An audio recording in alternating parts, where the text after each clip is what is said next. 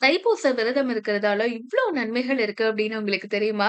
தைப்பூச விரதம் பொதுவா 48 நாட்கள், 21 நாட்கள், 7 நாட்கள், இல்ல தைப்பூசம் அன்னைக்கு 1 நாள் மட்டும் விரதம் இருந்தாலும் சரி. அதுல என்னென்ன நன்மைகள் இருக்கு அப்படின்னு சொல்லி பார்க்கலாம்.